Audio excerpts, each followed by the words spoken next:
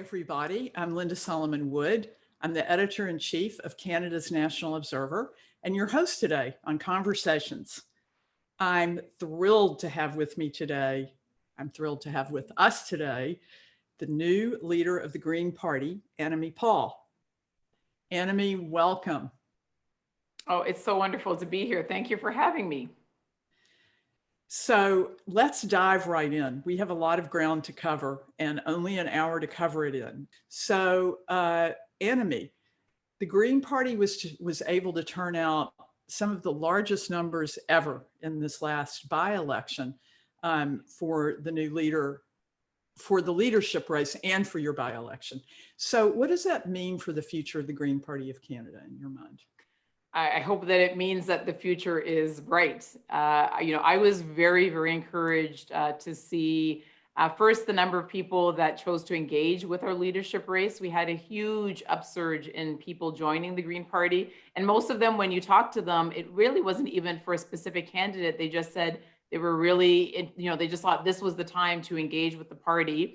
And then in the by-election, we had 3 weeks. We just had 3 weeks to mount the best campaign we could. And when we see how many people decided to vote Green for the very first time in their lives, I think it's really encouraging. And I think more than anything, it says that people are ready for a positive option and they're ready for they're ready to arrive at a different destination, and they know they need to make a different choice if they want to get there.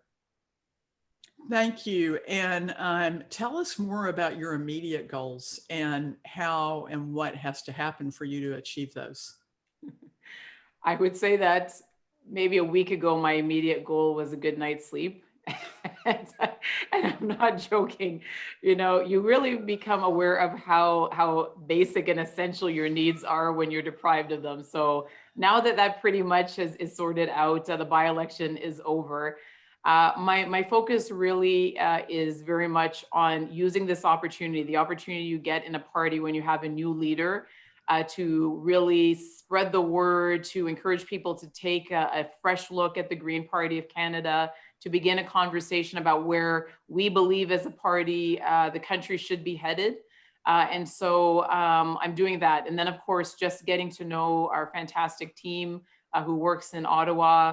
I got to know the members really well over these months. We had a very long leadership race. And so now it's mainly outwardly focused, really encouraging new people to get to know the Green Party. You had a lot of fantastic candidates this time for leadership. What have you done since the leadership race to engage them, bring them together?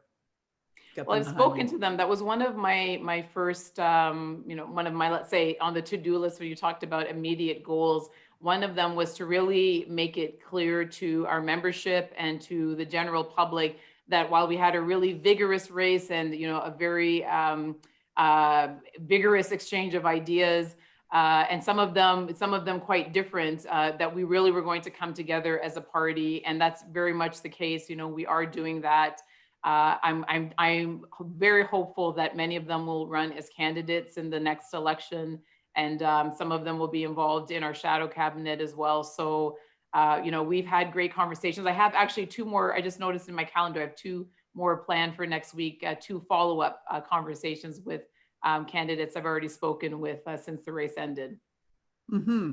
Yeah, so that leads right into my next question, which is your members are mainly in Ontario and British Columbia, but to be truly representative, you've really got to be across the country.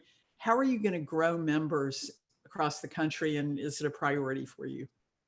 It is indeed, and we do have members. It's true. We have, I think actually it surprises a lot of people to learn that we have more members in Ontario than even in BC, which has always been viewed as, I guess, a bit of the spiritual home of the party and its base. But we have an extraordinary presence out in the Atlantic provinces. We grew our membership in every single part of the country during the leadership race. And if I had my way, I would be out there right now. I would be out there right now traveling through all of the parts of the country. There's no part of this country that we want to leave behind or that we don't want to know that we really want to engage with. So once I get the chance to do it, I'll be there on the prairies. I'll be going up north. I cannot wait to go up north. I'm visiting all of these places virtually. I'm spending a lot of time doing French media and meeting with organizations in Quebec. So yes, I mean, my biggest mission really is to make sure that we crisscross the country physically or virtually, getting to meet and speak with people. Well, you've really got something incredible to look forward to. It sounds like you're going to see this whole country inside and out. Yeah. Well, so the topic for today is really about the future of the Green Party. And I'd like to ask, what is your goal for the future of the Green Party? You know, how many seats do you hope to gain in the next federal election? And where do you think you have opportunities? The goal for the leader of the Green Party needs to be to help us win seats, to communicate our policies, the policies of our members, our vision for people in this country in a way that is so compelling and so exciting that they choose to vote Green, because we want to see more Greens elected. And even before I became a Green, and certainly since then, and certainly during this pandemic, we see what a difference every single Green who's elected can make. We help to bring really big, bold ideas into the political discourse. We help to keep legislation moving in the right direction. We do a really great job representing the people who elect us. And so that has to absolutely be the goal. In terms of the number of seats that we win, part of that will be determined based on when we have the next election. We don't have a stable government right now. This minority government could fall at any time. And so there's a difference between what you can do with a few months and what you can do with a couple of years or even a year. But we're looking definitely to make gains in the next election and each election after that, so that we can have more Greens at the table. Do you expect the government to fall in the next 6 months or so? I will say that there are a lot of telltale signs. There's a lot of electoral posturing that's going on right now amongst the other political parties. Certainly, we came right to the brink of it not that long ago when there was the confidence vote on the conservative motion. And yes, there's a lot of messaging that you would only really see if you're looking to primarily consolidate your base, to identify your electoral base for the next election. A lot of the cooperation and collaboration that we saw in the early days of the pandemic seems to have dissipated, and a lot of the hyper-partisanship seems to have returned. And so all of those things suggest that that there's a lot of preparation going on for an election. And so I feel like we might be in one sooner rather than later. So if I hear you correctly, you're hearing signals that make you really feel pretty sure that we're going to see an election in the next 6 months. And can I ask, are you following up? Or is that motivating you to strategize and prepare a pathway forward for the Green Party? Well, we're all seeing, I wouldn't say that, other than having our caucus, and of course, you're there in Parliament and participating in committees. I mean, I'm seeing what everyone in Canada is seeing. I'm seeing, more attacks, more rhetoric. As I said, more posturing, the kind of things that you see when people are jockeying for position and advantage. And so that, and particularly with the Opposition Day motions that we saw, some of the language that was used in them, some of the rhetoric, some of the things we hear in press conferences suggests it. And so, I don't know for sure. And, we may be back here in 6 months, Linda, and I have to say I was completely wrong. There's always a possibility that we might decide collectively to do what we should do, which is to focus on the needs of people in Canada. There should not be an election during, the second wave of a pandemic. But if we don't, the Greens have to be ready to go. And so definitely we're thinking about and preparing for the next election because we want to be ready to go whenever it happens. Mm-hmm. And once again, Annamie, where do you think the Green Party has its primary opportunities to gain more seats? Really all across the country, because the two things that we'll be talking, I have begun talking about, and we're going to continue talking about, is making sense and taking meaning from this collective tragedy, which is the pandemic, by doing two big things. One, completing our social safety net so that the ways that it failed us and the ways that it caused people to fall through the cracks during these last months never happens again. Every person in Canada should be able to live a life of dignity from beginning to end. And it's clear that that's not the case. And so that is one thing. And then the other is using the hundreds of billions of dollars that we will be spending once we get into the recovery phase of the post-pandemic, using that money wisely in order to accelerate our transition toward a net zero economy. That is, those are the two big things. And those messages are compelling everywhere in the country, I believe. And so we're looking to gain seats in Ontario. We're looking to gain more seats in the Atlantic provinces and BC. But I believe that our message should resonate with people on the prairies who have seen the limits of the dependence of their economy on fossil fuels, and understand, I believe more than ever, that they need to diversify their economy. Yeah, what a time this is. And we're going to circle back a bit later in the interview to your thoughts on that social safety net that you're referring to.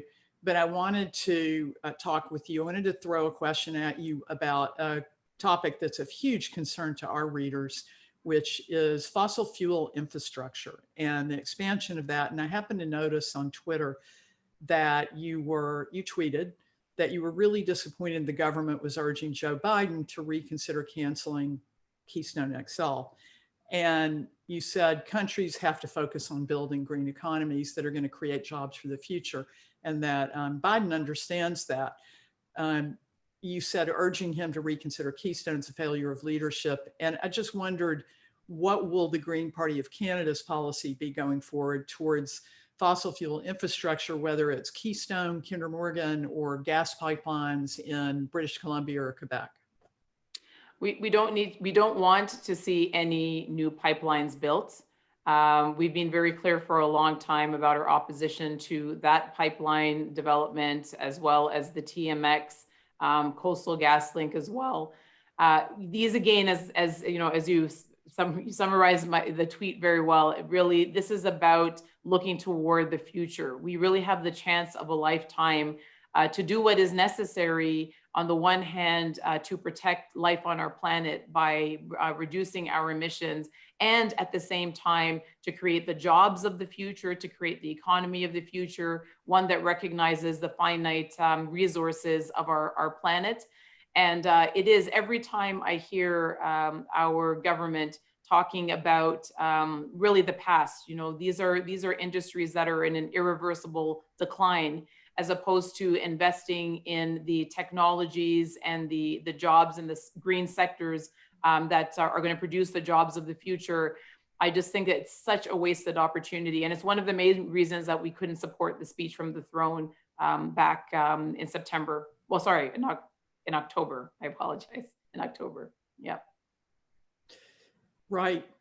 Well, I have a question now from someone in the audience, Linda Marshall. And Linda's asking, she says, I'd love to know if the Green Party has a strategy for expanding into the strong agricultural area in southwestern Ontario. How do you break into a traditionally conservative sector that is heavily dependent on fossil fuel technology?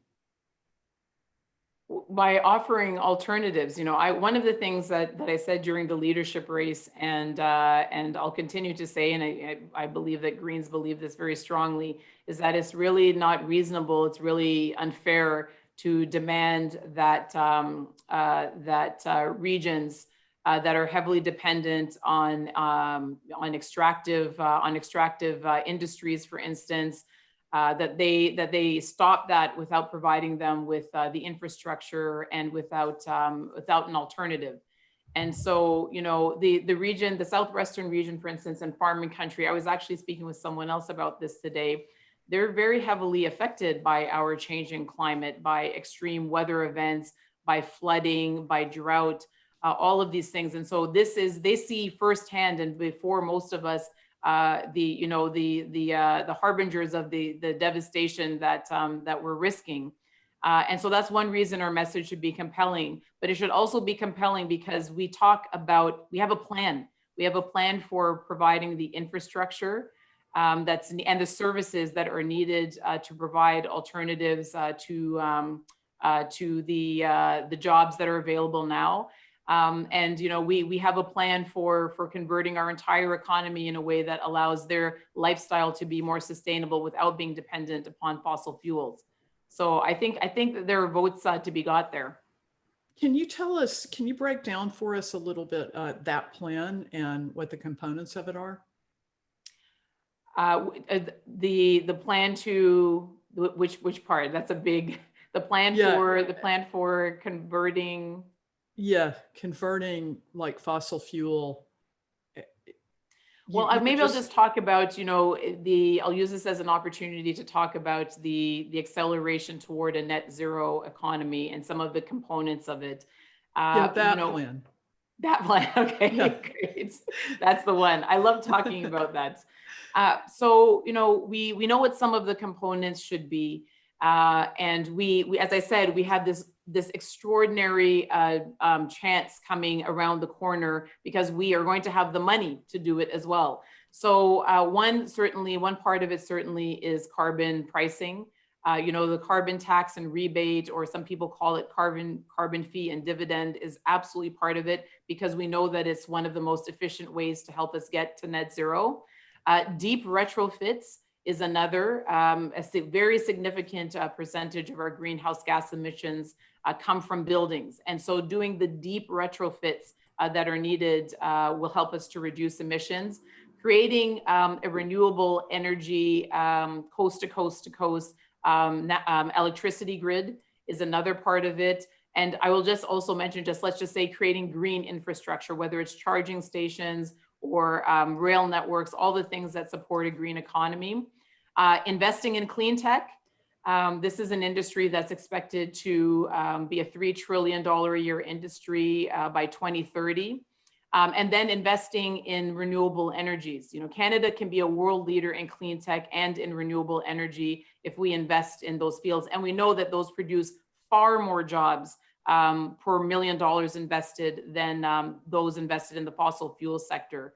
So if we can bring all of those together and combine it with a true social safety net, then we have the foundation for our country to have a sustainable way of life for generations to come. I love talking about that. It just, it makes me smile. Yeah, that's a remarkable plan for the future.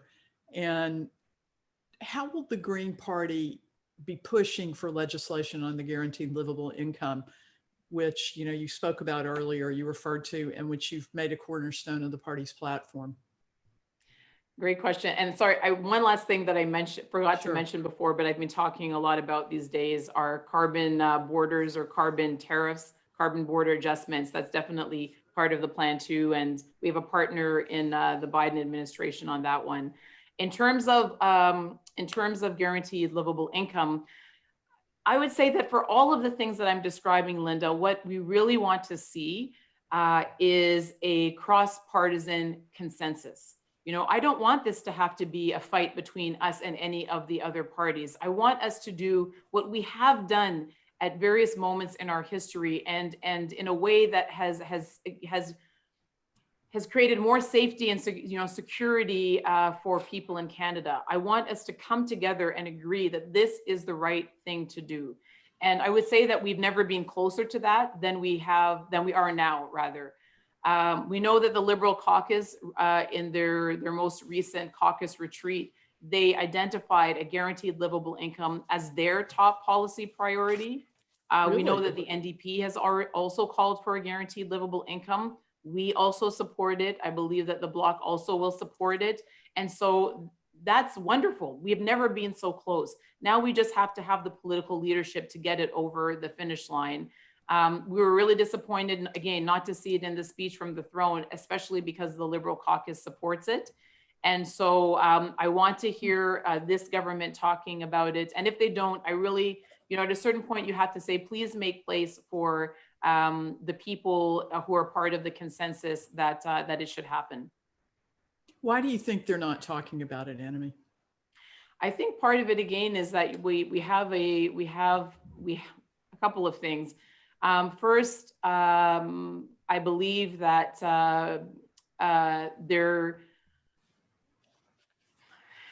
I say this, I hesitate only because, you know, the Green Party, we're really a party that seeks to work across party lines. We know particularly at this moment in time how important it is for us to work together with other parties on behalf of people and to protect them.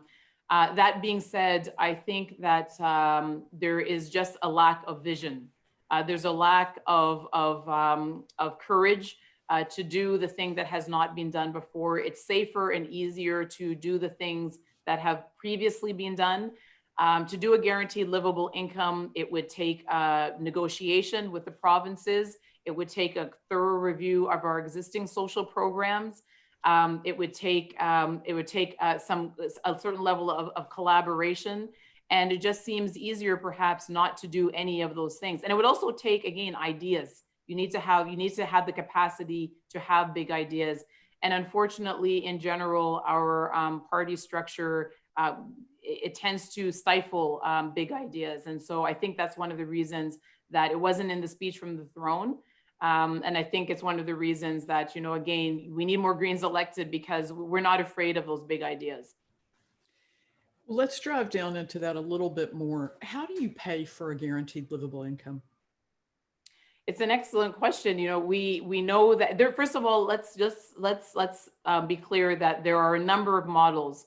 There isn't just one form of guaranteed livable income. There are models where it replaces, you know, it's universal and it replaces existing social programs. There are others where it is a top up. There are many different models that are being applied and experimented with all over the world. So that's part of the discussion we have to have. Which are the models that are out there? Which one might work best? And even, you know, perhaps might still need some modifications to suit our realities. But we do know, and there's certainly enough evidence to know that across different models that they pay for themselves, that they are cheap. They tend to be cheaper than existing programs because much of the costs are administrative. And we know when we have universal programs, the administrative burden and costs are far less. We know that they don't disincentivize work either, you know, and we know that they increase productivity. And so we know all of those good things, and all of those things should help us to pay for it. But we still need to have the conversations about what model is best. I'd just like to ask you a little bit more about it. Like, can you tell us about the evolution of it historically? Like, you know, where is it happening already, and where did the idea first take hold? I don't know where the idea first took hold. That's an excellent question. You know, if you find out first, you tell me. If I find out first, I'll tell you.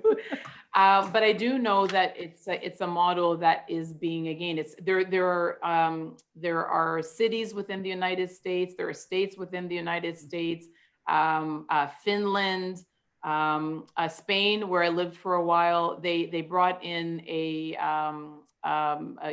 well, they called it, I guess, they called it a universal basic income or guaranteed basic income, but they instituted one during the pandemic, and they've already said that their goal is to make it a permanent structural change in their social safety net. And I want to say Kenya, but I know there's at least a couple of countries in Africa that are also experimenting with it as well. So we have, you know, we have this model being experimented with, being implemented in many different environments. And, you know, one thing that Canada historically has been good at is taking comparative examples, taking models from other contexts, modifying them and making them work for us here. Mm-hmm. You know, by your description, it sounds like, you know, the NDP would like it, the Liberals would like it, the Green Party would like it, but yet we may be moving towards another election. Do you think there's a possibility the Conservatives could gain power again? And if they did, do you think they would also come on board with it? I mean, anything is possible. You know, I'm the leader of a political party, and so when the Greens, we run to win. I'm definitely not doing this for my health. I'm doing it because I want to see lots of Greens elected, and I've been very fortunate to have had the chance to live in countries and around countries where Greens have gone from being very small parties to holding the balance of power or controlling whole regions of those countries, or being part of coalition governments. And so we shouldn't, let's not take it for granted here that the Greens will always be a smart party and that we will not form the government. These things are entirely possible. In terms of the Conservatives, I hope that they will come to see what has been clearly set out during the pandemic, which is that there are still millions of Canadians that are not covered by any of our existing schemes. The moment that we fell into this crisis, had we not put in place these emergency benefits, millions and millions of people would have had no support, no protections, no savings. And so we know we need something. And even before the pandemic hit, we realized that with the changing nature of work and the displacement that's going to come with it, that we were going to need some kind of enhanced safety net. And so that's something that I think, again, it transcends party lines. It's something that I think the Conservatives should be able to get on board with, particularly if, as you asked, Lindsay, we can answer the questions about how we pay for it and how it pays for itself. Well, that's so interesting what you were just saying about the balance of power and how the Green Party, has held the deciding votes and, the past. And I was thinking as you were talking about it of Borgen, that I don't know if you've ever watched that Danish. It was about, a Danish party that's a small party that comes into power, and there's a woman leader, and it's just an amazing show. No, what's the name? Borgen, Borgen. Oh yes, I've heard of it, but I haven't seen it. Oh, you should watch it, because it's actually a scenario where they become the leader. She becomes the leader. So through a series of unexpected events. Have you ever I want to talk to you about, first, I know you have to win a seat in Parliament, but is there, what is the pathway for the Green Party? Can you imagine that future? I can. The Green parties around the world, they have made their breakthroughs often at moments of significant disruption. Something happens that is big enough and different enough so that people are ready to make a different choice. And I believe that we're in such a moment right here. This pandemic has profoundly and in permanent ways transformed our society. And it has, I've said many times over the last month, and even during the leadership race, I said that we are forced time and time again to ask ourselves, what is a life worth? How much are we willing to value human life? Even now, as we're deciding, should we shut down our economy yet again, as the second wave is getting worse and worse? We are confronted with these very basic questions. And so as we answer those questions, I do believe that people are looking and casting about for different options because they don't believe that you can get somewhere new if you're still making the same choices. And so to me at this moment, the pathway for the Greens is to persuade those people that that we have that better option, that the policies that we have been proposing for years, many of them, are exactly what is needed to help us get through this period and to make us more resilient in the future.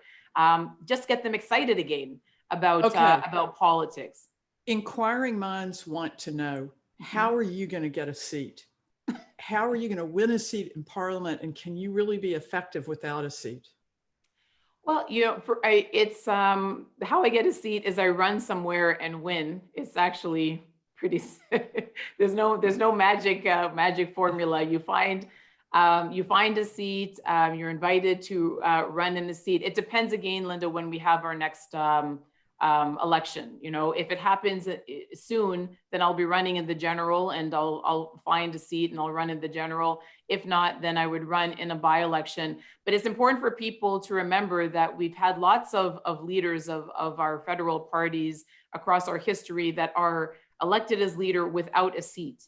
Some of them, for instance, Jack Layton, you know, spent significant time outside of Parliament and did extraordinary work. And given that my biggest job right now is to communicate with people, to get out there and spread the good word, and to help them get to know me, not having the encumbrance of committee work and all of the other responsibilities that a parliamentarian has, can actually be an advantage. So either way, there's a lot that I can do. Have you pinpointed a riding where you think you can win? No, this is a conversation when I, you know, the leadership race, it was just about 6-7 weeks ago. So during the race, that was a question that I and the other candidates were asked a lot. And I said that I would definitely consider running wherever in the country it made the best sense for me to run, based on the timing and based on the needs of the party. So we're looking across the country. And I will say the results that we got in the Toronto Centre by-election are really encouraging, in the sense that it suggests to me that there are a lot of places where we might not have been as competitive in the last election, where we could seriously consider having me run and do a really good job and win the seat. So we're looking at all of the options, and we will definitely let all of your viewers and readers know as soon as we do. So many people during the 2019 federal election told pollsters that the environment and climate change was at the top of their concerns about the future and about Canada. How do you convince all of those people to vote for the Green Party and see you as a viable alternative to the other parties? We do it through compassion and our plan. It's very important for people to know that, you know, whatever we propose, we do it as members of the community who care about the community. You know, I'm a recently minted politician, but at the same time, I am a mother, I am a sister, I am a daughter. You know, I am the sister of someone who, up until a few months ago, was working in the oil patch out in Alberta. And so, you know, I haven't seen my mother in weeks and weeks because of the pandemic, and because she's highly vulnerable to catching the virus. You know, so that's where we're starting from. We're starting from a place of compassion and caring, and wanting the very best for our communities. And then we convince them by having the very best plan on the climate. And frankly, and it's important to be frank because we're running out of time, the Green Party is the only major party that has credible targets and that has a credible plan to tackle the climate emergency. And so anyone who cares about that issue can really only be looking at us at this moment. And then finally, people need to believe that we have what it takes to govern, that we not only have the best ideas, but that we actually have the ability, the competencies, the professionalism, the experience to implement them. And if you bring all of that together, I think that we have what it takes to persuade people that we should be trusted with tackling this existential crisis and this tremendous opportunity. That's so interesting. We have another question from an audience member and subscriber, Kathleen O'Hara. Kathleen asks, what is the most important climate crisis related regulation or piece of legislation you think the government needs to introduce? I'm going to cheat and just say a comprehensive plan. A comprehensive climate plan? That's it. Just that. We're really starting from, we're just so far behind that really that's what it is. We need to respect our international obligations by setting a target for greenhouse gas emissions reductions that corresponds to the science. And we were at basically half of what it should be. And this was the year that we committed to do so under the Paris Agreement. And so that's the first thing. And then we have to have a plan on how to get there. And it includes all of the things that I mentioned before. And so what we need is, you know, because this is a global challenge, We need a national government that is up to the job, that is going to set those targets and set out a plan and stick to it, and bring along all of the people in Canada, bring along the public by sharing a compelling vision on about how we get there, why it's important, and also how it's an opportunity for us. Well, with the United States getting back into the Paris Climate Accord, that's really hopeful. But how much damage has been done over the last 4 years in your mind? And more to the point, are we running out of time? Canadians don't like to hear it, and I don't like to say it, but even under Donald Trump, the Americans did a better job at tackling the climate emergency over his 4 years than Canada did. Canada remains one of the worst, and when I say worst, I mean one of the worst 5 emitters per capita in the entire world. And so we can't get confused or distracted by the rhetoric and the shiny words, because really that's all that there are. We hear over and over again, we are committed to the climate. We hear about it in the speeches from the throne. We hear about it on the campaign trail, and we do not see the action. And so despite the president that they had, many states have been very quietly and consistently over a number of years, they've been doing the work. And so now it's our chance to do the work. And so we have the catching up to do. And Joe Biden and Kamala Harris, in proposing things like a carbon tariff and a carbon border adjustment, they're actually ahead of us. They're at the vanguard of thinking. And so Canada needs to catch up. We still have a chance to be leaders, though, but we don't have that much time left. You know, that's an amazing answer, Annamie. And I know that a lot of people in our audience are going to be skeptical about it. Can you say more? Well, I just say, look at the facts, you know, there's some of them are available on my leadership website, which is still up there. But, you know, there's the president of the United States. I mean, they're like us, they're a republic. You know, the states, there's a separation of powers, there's a division of power.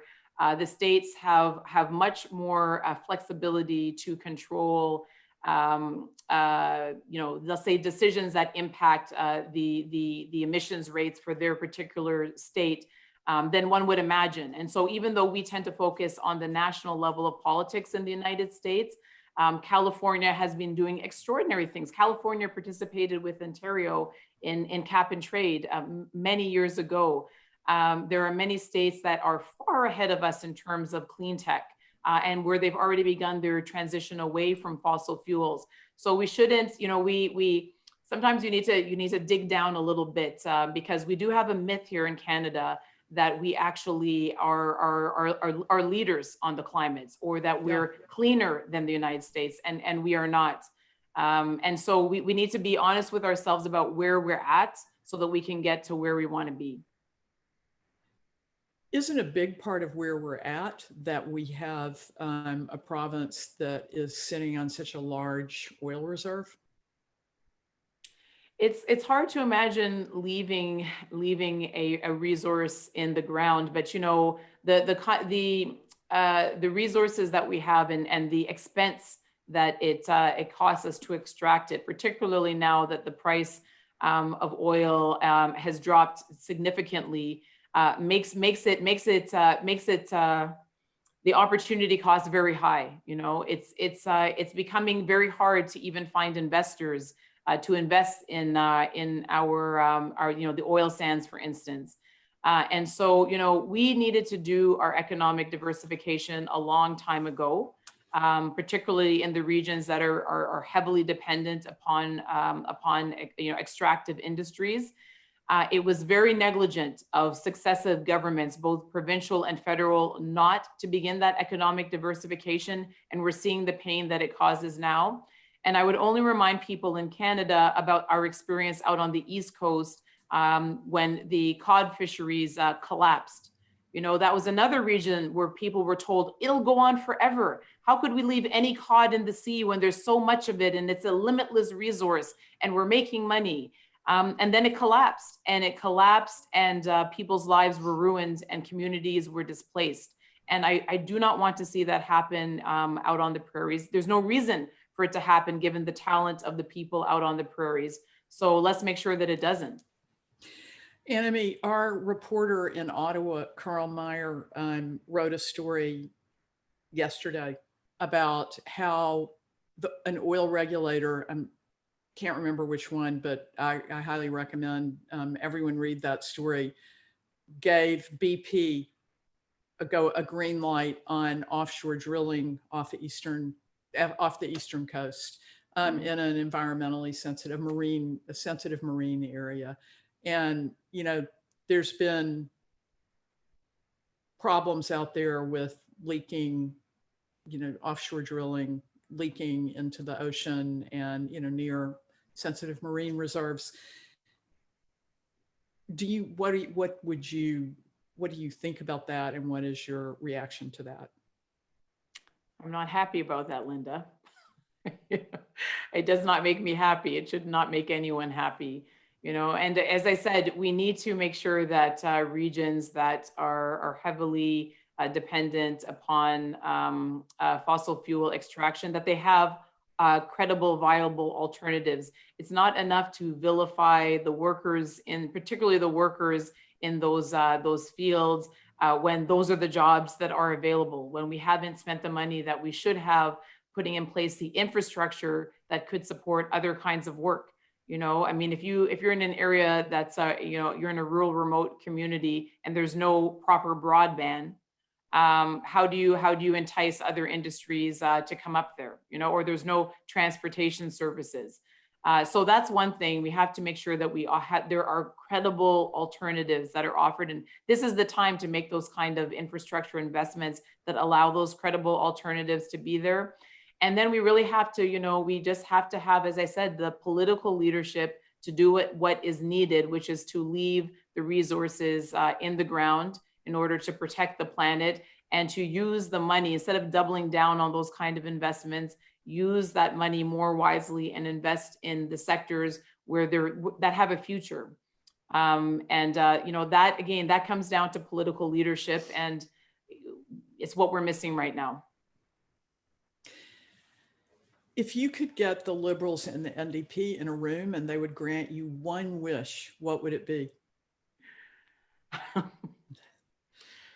That kind of question it almost begs a cheeky reply. I would say that my wish right now, it comes back to the pandemic. So it goes beyond the pandemic, but I'm reminded of it at this moment, because one of the things I tweeted today was that we need to see the Prime Minister convene an intergovernmental emergency task force on the pandemic, on COVID, that would continue to exist until we had an effective treatment that was out there being administered in the community. Because what we need now is unity. What we need are the various leaders, NDP, Liberal, Conservative, Green, across all levels of government. We need them working together on behalf of people in Canada. And so I would say to them, please have a sense of history. Please have a sense of what this moment demands of you in terms of your leadership. And please make sure that the only thing that you think about when you wake up and before you go to sleep every day is what is in the best interests of people in this country and around the world in terms of tackling the big defining issues of our time. Just that. Okay. That was not cheeky though. But it was a really interesting answer, Annamie. And now I have another question from the audience, from Hugh Kerr. Is there a country that's moving towards a non-fossil based economy that you admire, and what practically can we learn from them? Hugh, I'll do you one better than a country, and I'll give you a continent. The European Union. The European Union has done extraordinary work over the last year or two to have their own green plan. You know, when the pandemic struck and they realized, as you know, all major, you know, all economies realized that we had to shut down to a certain extent to prevent the worst, their first thought was, how do we use the period of building back to invest in a truly green recovery? And so they are looking, you know, the mandate that they gave to their officials, you know, their civil service, is to look at every aspect of life, every aspect of governance, and every policy through a green lens, and how it was going to help the European Union get to net zero as quickly as possible. And so if you're looking for innovation, if you're looking for how, just imagine, you know, you have, I hope I have the number right, I believe it's 27 countries. You have all of these countries, different languages, different cultures, different traditions, who have all come together to say, we are going to do what it takes. That has got to be inspiring to all of us. And if they can do it, of course we can do it in Canada. Of course we can. Here's a question from Megan, circling back to the last to what we were, you know, to your comments on the Liberals and the NDP in one room together. Megan says, my wish for the NDP and the Liberals doing something would be to bring in proportional representation. Well, there's no question, that is a core green value. It's something that we will continue to champion. Absolutely. You know, I was speaking with the executive director of Fair Vote today, and, you know, our organizations are, well, our party and their organization, you know, obviously we're big champions, and we have been for a long time. You know, we get better public policy out of proportional representation, and we certainly need that at this time. You know, if you have PR, then you have a greater diversity of perspectives in the room, you have a greater diversity of parties in the room. And we know empirically, there's plenty of evidence and plenty of studies that confirms that diversity produces better public policy. So, you know, beyond it being something that really weakens our democracy in general and weakens people's engagement with our democracy, at a time like this, where we're facing unprecedented challenges and we really need access to the very best ideas, it is definitely a loss to us that we don't have a system that is capable of supporting that. We've written a lot about the rise of hate in Canada and the overwhelming problem of disinformation online at Canada's National Observer. I'm wondering what you think about what politicians, and particularly the Green Party, can be doing over time to combat this. To combat hate.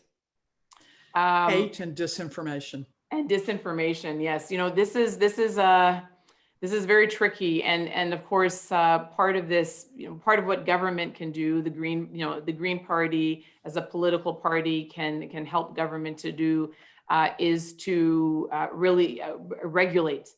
And this is a field where it's hard to stay one step ahead. You know, this is a constantly evolving field, and many of the best minds are on the side of the disinformation.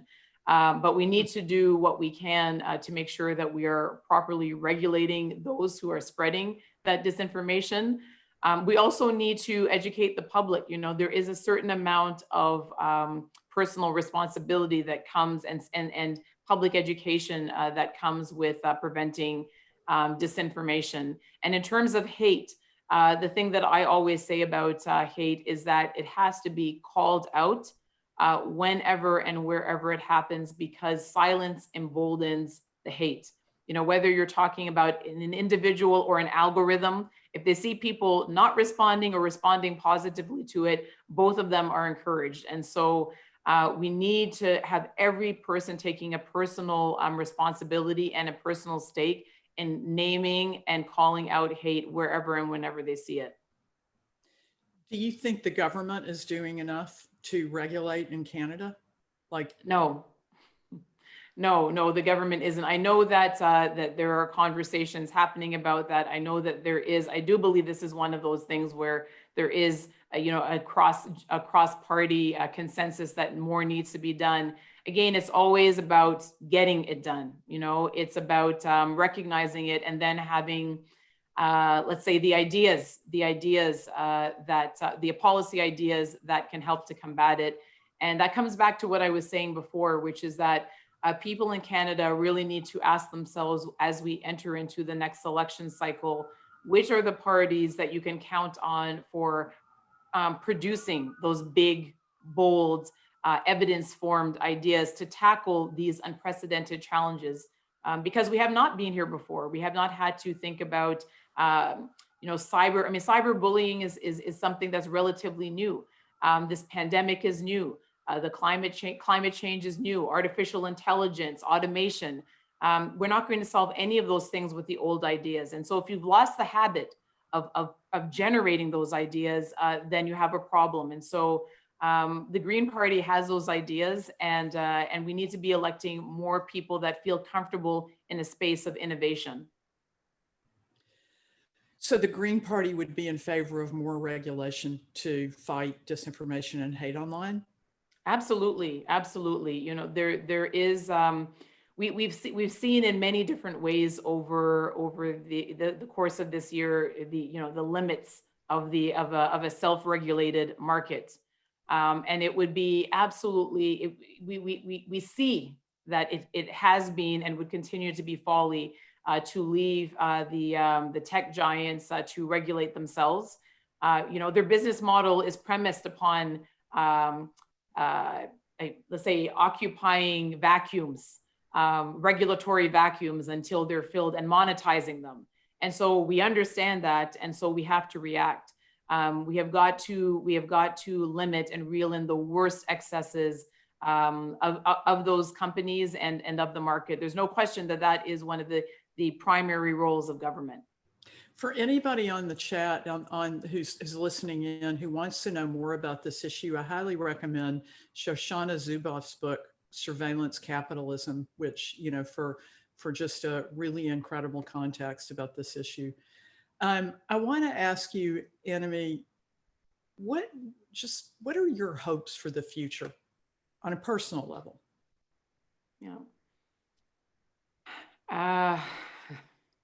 And this is, you said a personal level. This is I want people to hopefully never forget about me as I, continue on this journey as a politician, that I still, that I'm still a human. And when you said personal wishes for me, the main one right now is to be able to spend time with my mother.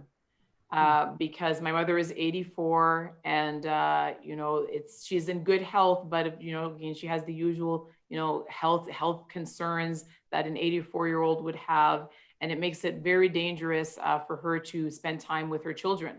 All of her children live within 15 minutes of her, and she does not get to spend much time with us at all. I have not been in the same room with her for a very long time. So that's a very personal hope for me.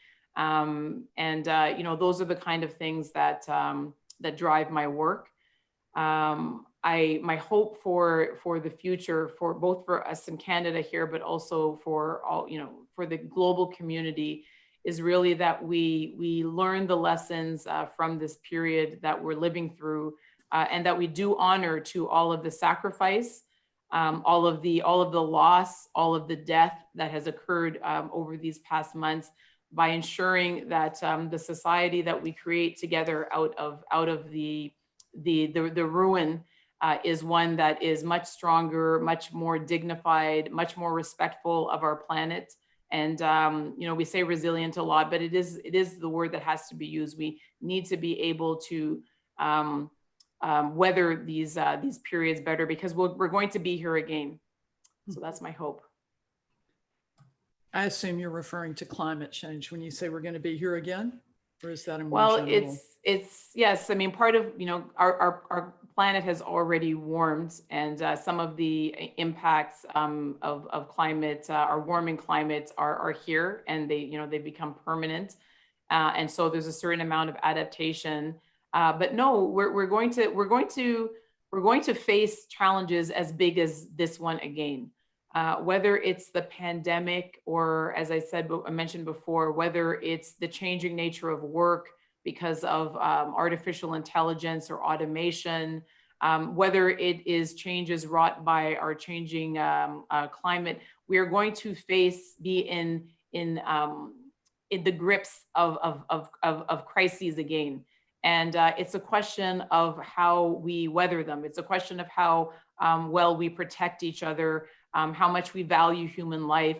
And it's also a question in between those crises of how we prepare ourselves and what we learn from them. And so, you know, we've learned a lot during this period, and I would really hate for that to be lost. And not only, as I said, because it would do a tremendous dishonor to all of the people who have lost so much during this period, but also because we have what it takes. We have every single thing that it takes to make sure that if we find ourselves in this situation again, that it is not as painful and we do not lose as much as we have this time. I want to ask you one last question, Annamie, while I have the privilege of talking with you. And I just want to note that there's over 200 people on the call who are listening in right now too.